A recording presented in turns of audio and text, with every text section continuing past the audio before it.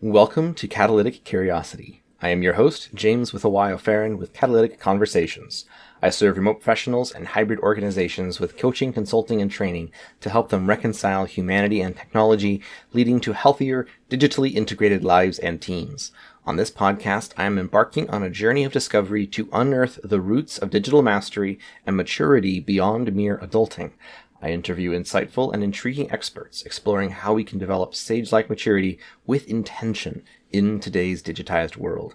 Today's episode brings Nigel Haarstad to the table to talk about educational communication, community, disinformation, and so much more. Nigel is an educator and researcher in the field of communication. His work chiefly focuses on information disorder and disinformation, as well as crisis communication. In addition to leading courses on disinformation, research methods, and digital studies, he recently worked as a computational disinformation analyst at a tech startup offering disinformation defense to government agencies and Fortune 100 companies. During our conversation, we talked about the power of community to combat disinformation and some of the challenges we are facing still in this time of transition into and out of this pandemic era, and how we relate as humans in this digital world. I look forward to having you join us in this discussion. So buckle up and let's get started.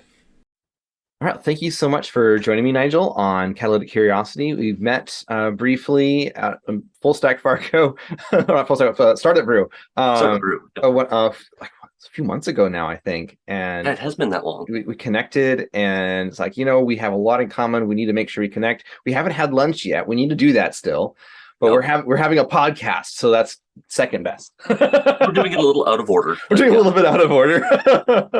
But we hit off so well. I knew there was a ton of things that we wanted to converse about. And then we were talking ahead of time. There's a lot of subjects that you studied that really fit in with what I'm doing and what my audience is interested in. So, Nigel, tell us a little bit about who you are and what your areas of expertise are and some of your history.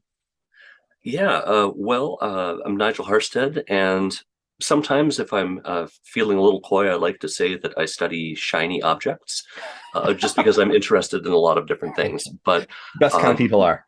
Yeah. So I do have a PhD in communication, and I studied like disinformation and crisis communication. Mm-hmm. And I've spent some time doing things like working at a tech startup, fighting disinformation and kind of infiltrating some of those groups and learning how they coordinate. And then most recently, I've been teaching research methods, public speaking, digital studies, and things like that, teaching throughout the pandemic and onward. Lots of stuff. Lots of exciting stuff. Yeah. Playing with communication and data and all kinds of cool things there. Yeah. So tell me a bit about, let's dive right in here. When you were working and studying in communications and technology, and then the pandemic happened and we suddenly had all these lockdowns and we're suddenly working remotely, we're communicating remotely, we're connecting remotely, and communities are having to adjust to that. Tell us about some of your experiences there, some of your challenges that you faced, and some of the discoveries that you had coming out of that. Yeah, so I guess I count myself as kind of lucky because in communication, it's one of the rare graduate programs that actually gave us a lot of training in teaching, training to be a teacher. And that, unfortunately, isn't true of a lot of disciplines. And there's an entire subfield we call instructional communication that studies, to be a little bit cynical about it, how upper middle class males in the college classroom learn. So, it's still useful, even though there are some critiques that are valid. Fair. And so I was armed with that information going into this kind of sudden, unexpected transition. Mm-hmm. And so, yes, learning how to do everything with Zoom, and I was teaching public speaking at the time, which added a whole other layer of complexity. Mm-hmm. But I knew that relationships were really important to teaching. Mm-hmm. And we know that from a number of studies that a student's relationship with their teacher determines how much they think they've learned. Mm-hmm. And as someone who, gets paid to teach and is evaluated on teaching evaluations, That's important to me. Yes. Obviously, I want them to learn. I want them to Yes. feel like they're learning and to be confident Which don't in. always correlate, but you want both of those things. Yeah, I want both of those things, right? Um, so I knew going into this that, okay, I can't just do voice over PowerPoint. Mhm. I have to be on the screen. I have to be relatable. I have to give them some way to interact with me Mhm. and with one another and with the content. Um, so I felt pretty well equipped to do that. Fortunately, I guess I count myself lucky there. But we did end up, um, starting out with Zoom and then kind of introducing tools along the way as we Mm. encountered a need. So to replace tests, for example, uh, sometimes we went more toward presentations. Other times we started to use different tools that you can download to your cell phone to do like polling and things like that.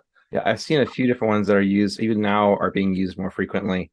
That you can like post words in there and it'll create a live word cloud of what everybody's sharing and their thoughts in the entire room. And I just Yeah, recently I was at a conference over in Pennsylvania, and there was a presenter who used that to share things that were shared a lot of vulnerability. Like, what are some of like the trauma that you have experienced, people around you have dealt with, and it's anonymous, so people are able to share like a few key words, and seeing people like everybody in this room are all dealing with these same kinds of trauma things, and you don't need like point particular people out, but it's something you felt connected with the entire room because that emerged organically from everybody sharing vulnerably that way. It's pretty yeah. powerful.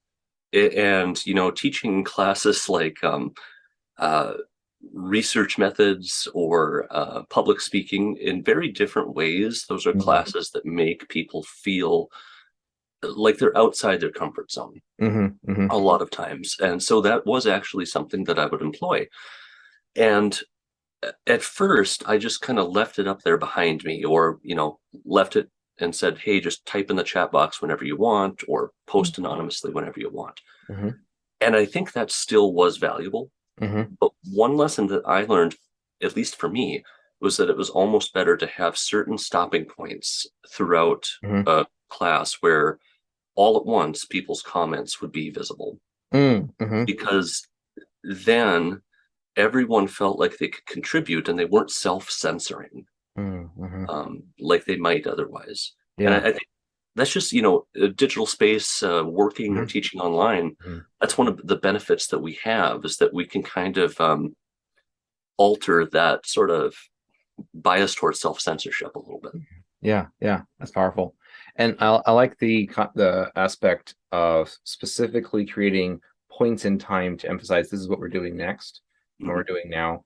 Because that is one of the things that I talk about a lot, is how using a universal device for all of our activities and interactions Mhm. in all places. It's always with us. We're always getting notifications from all our activities on the same device.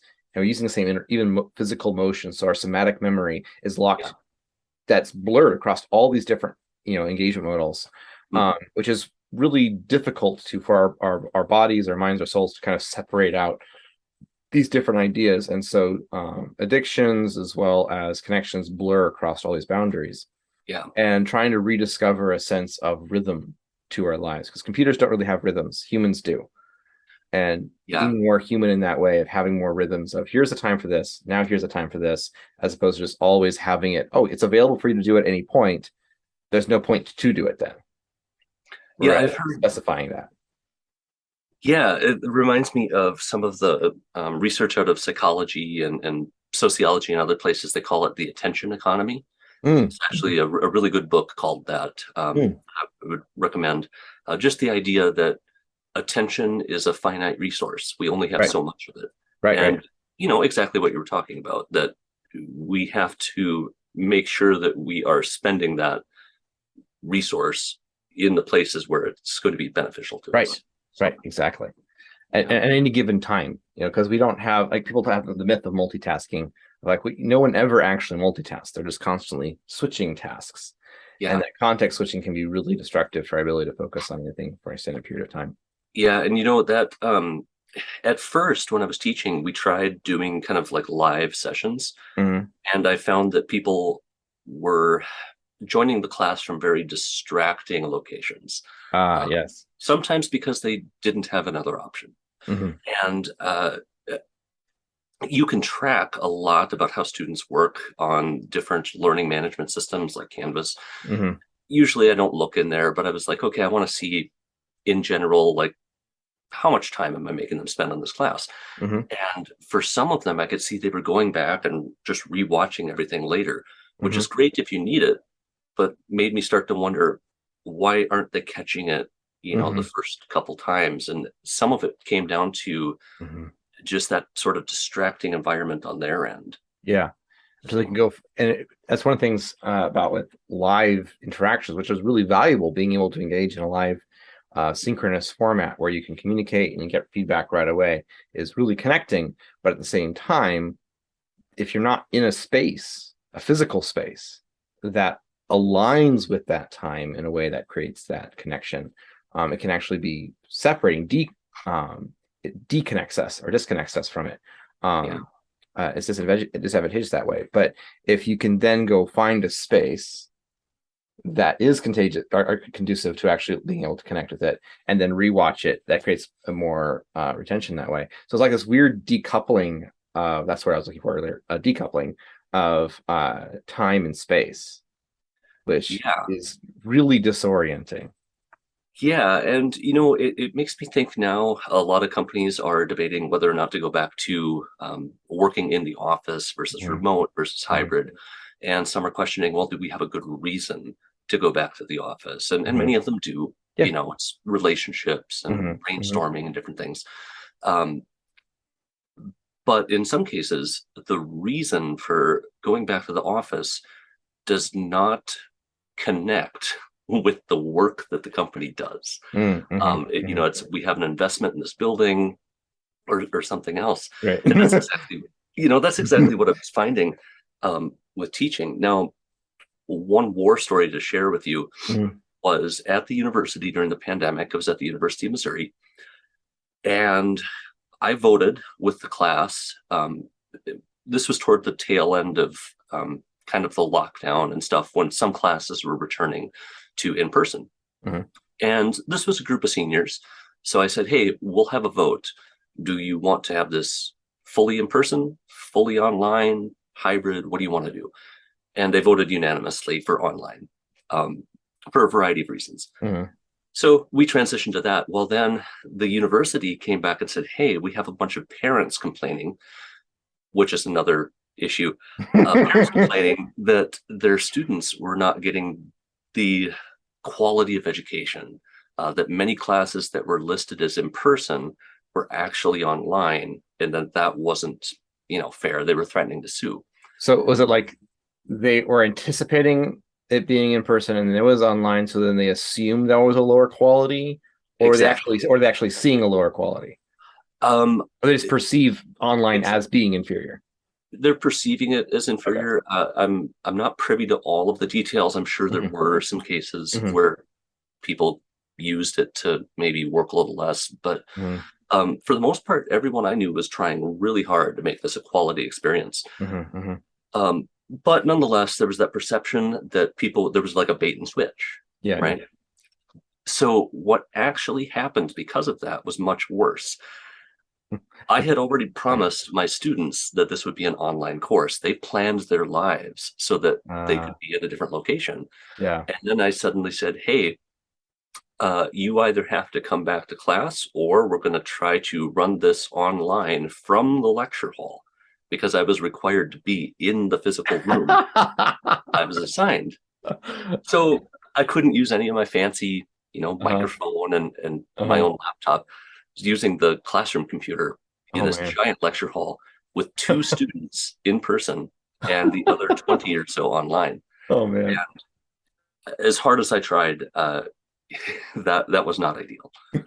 No, I have not heard I mean, there's always been that kind of thing of lecture halls where they're sitting in front and like the camera's way far away or really super close. You're talking to people here and it's bad orient. Like I can't imagine a standard lecture hall being able to deliver a quality online experience. Yeah, You'd have to design it specifically for a hybrid environment in order for that to work.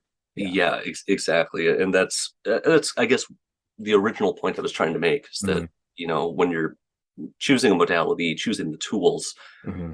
my experience and then some of the research from communication shows like you need to be thinking about your goals Hmm. um, when you choose that and make sure that they match. Yeah. So, what are some of the some specific tips or lessons that you've discovered along with teaching public speaking in this transition, working in classrooms, things that have shown ability to connect more effectively, being able to present more effectively, and help improve the relationships in the online environments that you're working with? Yeah, definitely. So, we've mentioned the attention economy and everything else so Mhm. far, but that does play a role too in, say, public speaking or lectures. Mhm.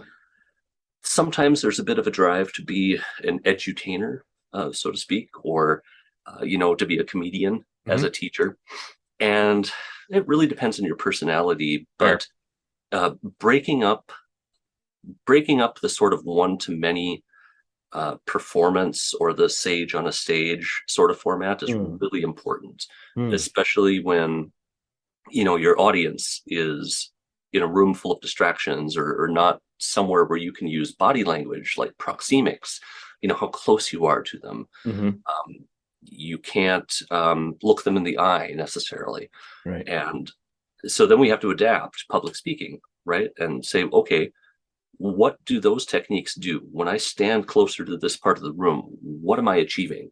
Mhm. Well, I'm making people a little bit self-conscious, maybe making them more alert, Mhm. making them anticipate something. Mhm. And okay, um, like I brainstormed with my class, how do we make that happen Mhm. over Zoom?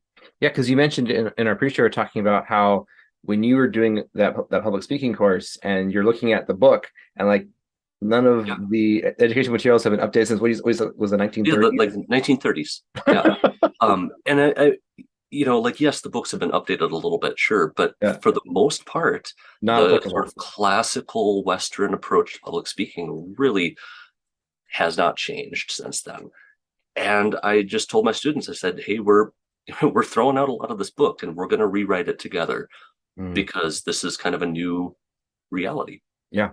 So what are some of the specific things that can, I know you mentioned some things about like being able to see hands as Yeah. part of that connection. What are some Yeah. things that you brought up in connection with that? Yeah. So like we were talking before, and maybe I'm violating here, is how close you sit to your webcam. You want to be Right. able to see your facial expressions, Yep. but at the same time, your hands can be distracting depending on where they're at. Hmm. Um, the importance of visuals and visual communication, Mm. that was something that the class almost unanimously said was much more important now. Mm. Your ability to, put together PowerPoint is sort of the default, but to visually convey what you're talking about Hmm. is a much more important part of presenting Mm. than maybe it would be in person. Hmm. Hmm. That was what we decided. Yeah. So we spent more time talking about that, like how do we use color and space, and how do we make these things accessible to people who maybe Mm. have visual or auditory impairments or things like that. Yeah, for sure. Absolutely. That's really Yeah, good. I and know not one. all of it's bad, right? I Yeah. mean, we can do subtitles, we can do Hmm. automatic captioning and things like Yeah. that. Really cool stuff. Yeah, or helping people that they didn't have that opportunity beforehand. Yeah, totally, totally. I know some of the things that in Toastmasters as I've transitioned over, and then I went back and I've been going to and joined a local Toastmasters club that's in person as well. And so rediscovering some of the skills of in person after having been doing professional presenting online for the last couple of years, I've Yep. noticed some interesting things. So, for example, I initially noticed very easily how when you're working in Zoom, it's much more of a cinematic type acting type atmosphere versus theater. So if you're in person and you're on a stage, you're back here and you use large gestures, Yep. right, to illustrate your point, you know. Yeah. But your micro face expressions are not as clear. Whereas if you're here, it's more like in a movie versus a theater where you have a lot of close-up shots and you have a lot more Yeah. intuitive expressions. You have to be much more careful about the micro expressions. Um, Yeah. And so being able to work with that and kind of move back and forth to exchange that modality, but Mhm. then translating it back in person again, I discovered that I had forgotten the practice of projecting to the back of the room, Yep. because I can whisper, I can lean back and speak loud, you know, Hmm. and modify with my microphone, right? Yep. But I'm not projecting to the back of a room. Yeah. Or even, you know, first time public speakers, students especially, if they're nervous, they tend to kind of hide behind the podium or, Right, right. computer screen. And And we're stuck that's in a box even, now. yeah, and that's even more the norm. So Yeah. a lot of students, at first don't even realize they're doing it because they're not used to making eye Moving contact. around. Yeah. Yeah. Fantastic. So yeah, it's if there's a silver lining to all of this, it's that it has made us think more intentionally about why we recommend the things we do. Mm-hmm. Yeah. About motion and Mm. where you stand and facial expressions. Yeah. I love that. I love that. Yeah. So one of the things that you mentioned and you've looked at, you talk about how you are working with disinformation and breaking down extremist groups, online social media, things like that. And you mentioned a study about Twitter and community and whatnot. Let's talk a bit about that and some of the community dynamics that happen online. I'd love to learn more about that from you.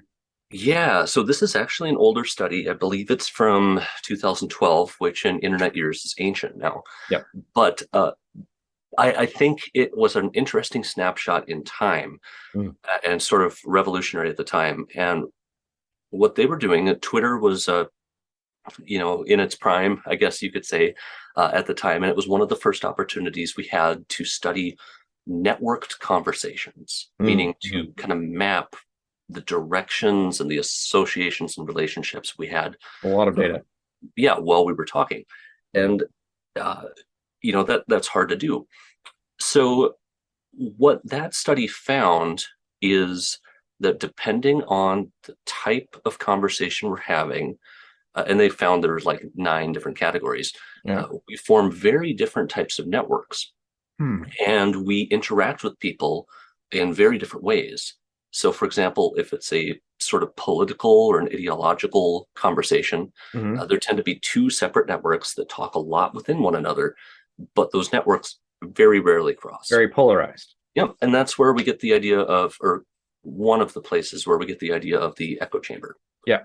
Yeah. Um, and then if it's branding conversations, you can see that it almost looks like a tree coming from the top down and Hmm. forking into, kind of the consumers. Um, there's kind of a 2-stage flow model, which was separate from this, but it's the idea that there are sort of influencers or Oh, right. gatekeepers of information, Yep. right? Yep. And then they distribute that information, they filter it and distribute it to Hmm. followers. Kind of a Um, curator type of a role. yeah, and then the really interesting one to me was academic or professional conferences, Mm. where there would be different groups that would talk across to each other a lot. And it wasn't necessarily just back and forth. It would tend to be like the group associated with the particular topic would speak a lot to this group, and then this group would talk with their network over Mm. here. So suddenly Huh. we have 3 stages, and then that network sometimes would connect back to the original speaker, other things. So is that more like cross-disciplinary comparison type stuff happening? Perhaps that would be one example, yeah, where Okay. you know um, information is coming to a new group that Right. hadn't necessarily been talking about it, and then that group shares it with maybe another Hmm. group. Hmm. Um, Right. this all is perhaps much more compelling when you actually see You can the graphs visualize it. Yeah. change. Yeah. Um, but If there's a public link to the study, I can include it in the show notes. So when I can get that, yes, that'd be let's awesome. absolutely do that because Yeah. that is available as a PDF Oh, online. fantastic. Um, so the relevance to today, because Yeah. not all conversations happen on Twitter. Uh, Thankfully. yeah, thankfully. But it's that we have different needs network-wise, communication-wise, depending on our goals and depending on the types of conversations we're having Mm-hmm. and the information we're seeking out, or this, that, or the other thing. Mm-hmm. And I think one of the relevant ideas that we can take away from that, thinking about working on Zoom or working online or asynchronously or distributed, whatever, Mm-hmm. is that the platforms we use are really constraining the way in which we organize our Right. communication. Which is when we structure our communication along these lines, that shapes the connections and the communities that arise within those communications. Because communications are one of the ways that we embody community. Right? Those conversations. Yeah, exactly. And So, those communities shape our identity. mhm, So this is really vital to being able to be intentional about how we engage with these things, to be able to yeah, understand these structures. and one of the critiques of online teaching, at least early on, was that the learning management system was sort of the big behemoth at the center of everything, Mm-hmm. and that originally they really were not set up to have two-way communication or Right. to allow for collaboration. It was Right. more of a repository of information Yep. and a place to submit your assignments. Very individualized. Each person on their own interacts with it, and there's no cross connection, which is fundamentally critical for a healthy community. Yeah, and for a lot of the colleagues that I observed or have access to, when we all moved online, we sort of splintered into a number of different programs because we had different needs, Mm, right? Polling apps to get anonymous or feedback of some sort, mm, communication going back and forth. mhm, We still used the learning management system because we had records we needed to maintain and mhm, things like that. We're on Zoom because that was the tool at the time. It's what everyone had. mhm, Um, and then maybe we're sending students out to other sites on the internet instead of giving them a book. Maybe we're pulling things down from different websites and say, go here for your information. mhm, mhm, And so it really kind of, I don't want to say splintered, but it really kind of spread out the space in mhm. which education happened. Yeah, yeah. So A lot more. You have a lot more tools at our disposal in order to hyper focus and optimize for particular modalities of communication and connection.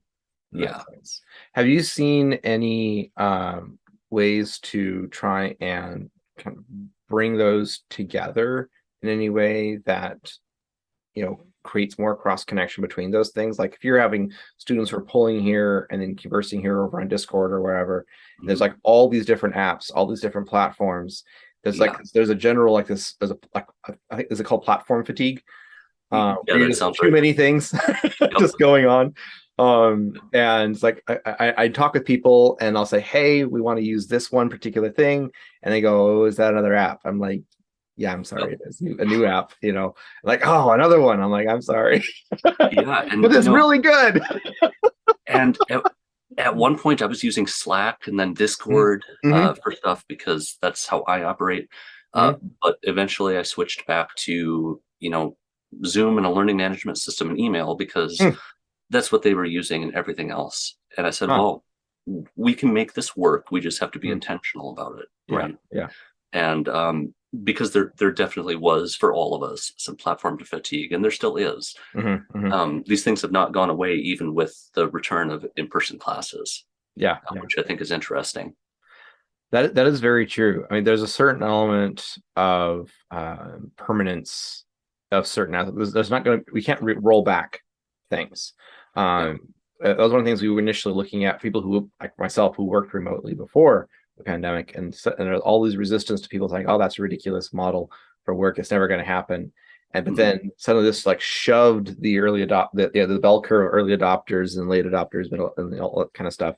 It just shoved that whole bell curve all the way over that everybody had to adopt Yep. online. And you can't really push that back again. You can't really roll progress back. The camel's nose is under the edge of the tent and it's inside now. There's no getting him back out the tent. Gotta remember that one. But True yeah, story.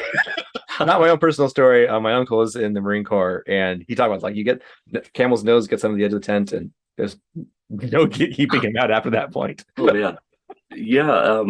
No, it's hard to roll back, but I think that speaks to the gains that we've made and maybe the progress that we made for the first time since the 1930s in the case of Yeah, public speaking. right. Um, that Healthy disruption in that case. yeah, and our reality is changing, and if this isn't how people communicate anymore by speaking to a large captive audience, Mm. maybe it is time to change how we do that. Yeah, absolutely, absolutely. So one other piece in connection with this and these discoveries around community and connection, what are some of the, because you talk about working with trying to dismantle some of the disinformation and the extremist groups and that kind of Yeah. stuff. What are some of were there any like preconditions or pre-factors that lead to that kind of a identity that can be forestalled? Like what are some things that we can either implement ourselves to avoid falling into those kinds of traps, Yeah. or things that you can do when you're creating a community that can kind of prevent falling into that trap as en masse? Yeah, and you mentioned the word community, and Mhm. that's obviously important when it comes to like extremism and Yeah. disinformation, and because a lot of this is born out of a sense of desperation. Mm. We use something called radical empathy when I worked at the startup doing disinformation defense, Mhm. where we thought of people as victims of disinformation rather than perpetrators, Yeah. because that is what the research says is happening. And when you get into these places, it really is disheartening to see just how, It's a mimetic addiction, yeah. basically, is really what it comes down to. And in some ways, you could describe it as people who are desperately seeking some sense of control over their lives when Mhm. otherwise maybe there isn't any. Um, Mhm. and in a lot of cases, the reason that we find groups using online spaces like social media or message boards or things like that Mhm. is because that's where they find community, Yeah. right? And so that's a hard question. It's a hard thing to interdict Mhm. because we need to try to make our own communities accessible Yeah. and maybe reach into some of those places Mhm. and you know welcome people in, make it easy for them to join. Mhm. And I'm not sure we necessarily have the answers for how to do that all the Yeah. time, just Yeah. like we don't necessarily have the answers to do that in our own physical communities all the time. True. True. But I think that those barriers to community are really, if I had to narrow it down to one thing, that would be the reason the Mhm. disinformation spreads so much. That and Good just insight. that, and I would say the lack of feedback that we sometimes receive. If I, Mm. say, Mhm. oh, everyone in Washington D.C. are snake people wearing human suits, and I put that on the internet, Uh, and I truly believe it, maybe some people give me angry reacts or laugh or mhm. something. Maybe someone argues with me in my comment section, Mhm. but that's not the same as someone I respect Mhm. having a face-to-face Saying, conversation with me. really?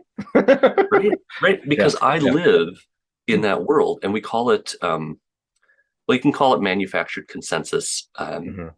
which is where people surround you with an environment that says this is the one truth, Mhm. right? And you don't see the other Is that like a environments. manufactured echo chamber kind of idea? Yeah, exactly. Mhm. And actually, Russians and any state sponsor of disinformation Mhm. uses That's that how it sort of works. Yeah. tactic. Yeah. Yeah. Or the Um, entire country of North Korea. yeah. Yeah. Unfortunately. Yeah. And that's the whole reason we have sock puppet accounts, fake accounts that are Mhm. pretending to be someone Mhm. other than who they are, Mhm. because we can manufacture that sense of consensus. And when Yeah. people are going solely online for their sense of community, Right. well, that's an opportunity for all of these sock puppets Mhm. to, influence them and say, hey, Mhm. um, believe this piece of disinformation and, feel Yeah. passionate about that. That's one of the things you mentioned, that when you're having communities solely online, is very vulnerable, very brittle to those kinds of attack vectors. One of the things that I talk about is the importance of technology being an extension of our humanity, Mm-hmm. right? Of being able to connect with people in person and then bring that connection online. And so it extends that, or that when you're meeting with people who are 100% online, that you connect with. Yeah. And Yeah. So, and then being able to say, all right, I may not know this person in person, but I'm engaging with them with my full human identity, yeah. right? That I have built in person. Yeah. And those online communities can be amazing. I mean, Yeah. I've met I a built lot some of, of them. They're beautiful. yeah. And one of my hobbies is film photography. Love it. Kind of an interesting, I'm kind of an early adopter technology wise, and maybe that's why I use film. Um, but there are some really genuine, awesome experiences and sense of community there. It's just that it's also, vulnerable to taking a bad turn. So Yeah. Yeah. Yeah. Being able to, one of the things that connects with that is the dimensionality of things. mhm. If you are only communicating via text, for example, Yeah. that's a very fine thread that can be very easily broken. And if you're only talking on one particular topic, like the chat group in a chess club, Mhm. is a very narrow avenue through which to connect with people authentically. Yeah. But if you're also talking along other modalities of talking, via voice, you're gaming together, you're doing other activities. So you're also not just doing chess, you're also reading books together, you're talking about religion together or whatever. You have these Mhm. multiple dimensions to share more perspectives on who you are. And you get a fuller picture of who a person is. It creates more Yeah. engagement. Yeah, and that's it's a double-edged sword. It's both really exciting and good, and Mm. potentially could be harmful. Someone who grew up in a town of 300 people, Right. um, I know I loved when the internet came around because suddenly I could connect with people who, Shared interests. shared interests, were a Yeah. little bit more like me, I guess, Hmm. Hmm. in a sense. But I still had that sort of I guess, rock of a community there that Yeah. I was forced to interact with. Hmm. Um, and so it was a little bit of both, but Hmm. so I think it's a synergy that I think is healthy if we approach it right. yeah, for sure. Yeah, I love it. Do you have any other thoughts from the conversation we've had so far? Any stray loose ends that you'd like to bring up and touch on as we're wrapping up? Oh, just thinking about disinformation Mm-hmm. and how that impacts or says something about community. Uh, Mm-hmm. I think that what it means to be a community is sort of evolving, and whether that's talking about um, your standard community or maybe a workplace community or a social group. Mm-hmm. um, our connection to that is maybe evolving in terms of like physical relationship, amount of time, how we portray that. Like a lot of us now will brand ourselves online with profile picture overlays or Mm-hmm. flags or whatever, and regardless of whether or not that's a good thing, it's sort of changing how we communicate and how we enact community. Mm-hmm. And a lot of the things that push disinformation, precision targeting, um, captive audiences that are um, really hyper focused on small niche things, Mm-hmm. and now zero cost publishing, right? I can publish and it Yeah. hardly costs me anything. Mm-hmm. Um, those things have really overturned, I think, society in general, and they've made what we might term information disorder, disinformation, misinformation, propaganda, Mm-hmm. made that a lot easier to disseminate. Yeah. Yeah. And even when it comes to building community, it's that same double-edged sword that I think those things are contributing to. It's easier to find our people. Mm-hmm. It's easier to and cheaper to communicate with them. Yeah. And suddenly there's different ways that we perform Yeah. inclusion and Yeah. belonging. So it's an interesting time, Mhm. to be thinking about these things, Yeah. because um, it's a big upheaval, and I think we're figuring out where we'll land. Because I really want to double and underline that particular point about the way in which digital community amplifies certain things. Hmm. And when you look at the entire scope of the number of people who are on the internet, Hmm. billions of people, there are tons of other people who are just as crazy as you are. Yep. And then you can find those people and then validate your craziness with those people, Yeah, right? exactly. And that's where we find our validation. Our identity gets reinforced. If Hmm. you're, by yourself in a group of 300, Hmm. no one's going to reinforce your crazy off the wall ideas necessarily, right? Not Right. necessarily. Sometimes it happens, Yep. but it can happen. Cults happen. Yeah. But it's a lot easier online. You can go find people who are almost clones of you ideologically, Hmm. and then support each other off into La La Land, which Yeah. is And really tragic. and for me, that is the big question that I'd like to tackle, and I know other people would like to tackle, is how do we bring those people back into the fold, Yeah. or how do we make our group, our society, Mhm. more permeable and Yeah. more easily entered, approached, joined? So they don't end up feeling that they're pushed out into the fringes where they end up Yeah, in these exactly. toxic areas. Yeah, Exactly. exactly. That's powerful. Well, thank you so much, Nigel, for joining me in this conversation. It's been amazing, as Yeah, thank always. you. I look forward to having lunch with you finally. Yeah, yeah, we'll make sure to get that on the books after this. So, Absolutely. but it's been a pleasure. Absolutely. Thank you so much again. Yeah. Thank you so much for joining us. I hope you had your curiosity sparked to explore these subjects with greater awareness or gained a valuable insight along the way. Take a look at the show notes for links to the book, to the studies, to where you can find Nigel, and so much more. Leave reviews wherever you can, and make sure to join the conversation on my Discord. Remember, community is the catalyst that drives lasting transformation. I'll see you in the next episode of Catalytic Curiosity.